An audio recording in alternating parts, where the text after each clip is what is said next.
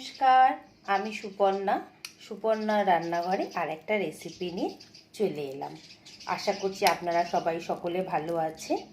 তো আজকে আমি আপনাদেরকে বানিয়ে দেখাবো কাঁচা আম দিয়ে মাখা সন্দেশ।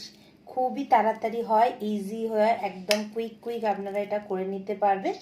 তো কিভাবে আমি সেটা বানাচ্ছি, সব প্রসেস সব কিছু আপনাদের এই রেসিপির মধ্যে দেখাবো। তো চলুন আর দেরি করব না, রেসিপিটা তাড়াতাড়ি শুরু করি। আর একটা কথা, আমার রেসিপিগুলো যদি আপনাদের পছন্দ হয় তো অবশ্যই আমার চ্যানেলটাকে সাবস্ক্রাইব করবেন, লাইক কমেন্ট করবেন। আর আপনাদের কেমন লাগে আমার ভিডিওগুলো সেগুলো অবশ্যই আমাকে কমেন্ট করে জানাবেন। তো চলুন এবার রেসিপিটা স্টার্ট করি। কাঁচা আমের মাখা সন্দেশ। মাখা সন্দেশটা বানাবার জন্য আমি ছানাটা বাড়িতেই কেটে নিয়েছি। তো আমার ওই রসগোল্লার রেসিপির লিঙ্কটা আপনাদেরকে দেবো, সেখান থেকে আপনারা দেখে নেবেন। ভিডিওটা বেশি বড় করতে চাই না, সেই জন্য আমি এটা আগে করে নিয়েছি। তো এটাকে আগে ভালো করে আমরা এই হাত দিয়ে ভালোভাবে মেখে নিতে হবে। আগে পুরো এরমভাবে মেখে নেব। আগে আমরা এই হাতের তেলুটা দিয়ে এইভাবে একটা বড় জায়গা নেবেন, সুবিধা হবে তাহলে। এইভাবে আমি মেখে নিয়েছি, বেশিক্ষণ মাখতে লাগবে না, 5 থেকে 7 মিনিট একটু ভালো করে মেখে নেবেন। এরপরে আমি এখন চিনিটা দিয়ে দেব। আমি 50 গ্রাম চিনি ব্যবহার করেছি। চিনিটা মিশিয়ে দিলাম, দিয়ে আরেকবার ভালো করে এটাকে মেখে নেবো। এখন এইভাবে মিক্স করে নেব চিনিটাকে। 50 গ্রাম আমি পাউডার দুধ ব্যবহার করেছি। এটাতে মাখা সন্দেশের টেস্টটা আরও ভালো হয়। এটাকেও এখন ভালোভাবে আগে আর একবার আমরা মেখে নেব পুরো জিনিসটাকে। থেকে 5 মিনিট এইভাবে এখন মেখে নেব। মেখে এটাকে একটু সাইড করে এখন রেখে দেবো। একটা কাঁচা আম নিয়ে নিয়েছি, নিয়ে এরমভাবে এখন টুকরো করে নিয়েছি। এই আমটাকে এখন আমি গ্রাইন্ড করে নেব।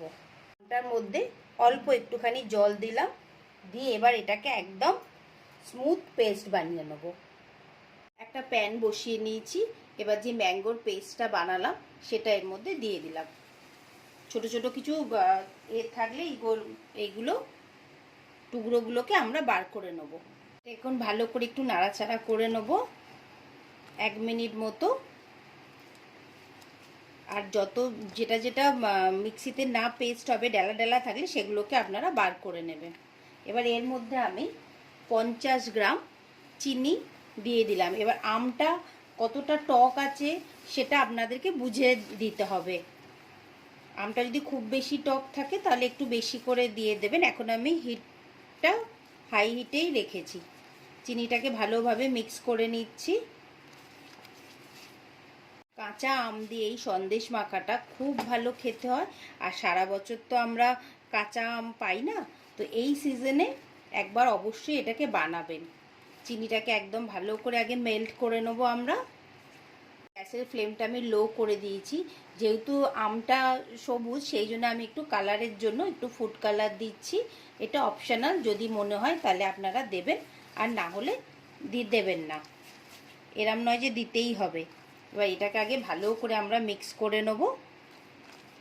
কালারটা যাতে একদম গ্রিন এসে গেছে, দেখুন, দেখে নিশ্চয়ই ভিডিওতে বোঝা যাচ্ছে একদম গ্রিন হয়ে গেছে। আর এখন আমি গ্যাসের ফ্লেমটা একদম লো করে রেখেছি। দেখতে তো খুব সুন্দর লাগছে।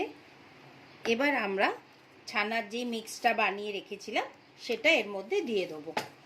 আর গ্যাসের ফ্লেমটা আমি কিন্তু লো করে রেখেছি। এইবার আমি ছানার যে মিশ্রণটা রেখেছিলাম সেটা এর মধ্যে অ্যাড করে দেবো পুরোটা।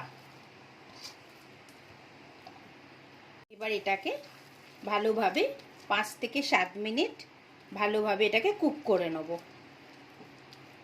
পুরো রসটা যাতে এর মধ্যে যায়। আমের একটা টকটকও গেছে, তার মধ্যে চিনিটাও গেছে। ভালোভাবে মিক্স করতে হবে। এখন এটাকে আমাদের ভালোভাবে নেড়েও নিতে হবে। একদমই আমাদের হয়ে গেছে 5 মিনিট। এখন আমি গ্যাসের ফ্লেমটাকে এবার বন্ধ করে দেবো। খুবই সুন্দর একটা গন্ধ আসছে। এই স্টেজে আপনারা একবার দেখে নেবেন যে আমের টক ভাবটা যেন না থাকে। আর যদি দেখেন যে না একটু টক লাগছে, তাহলে সামান্য একটু চিনি আপনারা এটার মধ্যে দিয়ে নিতে পারেন। তো এখন গ্যাসের ফ্লেমটা আমি বন্ধ করে দিলাম।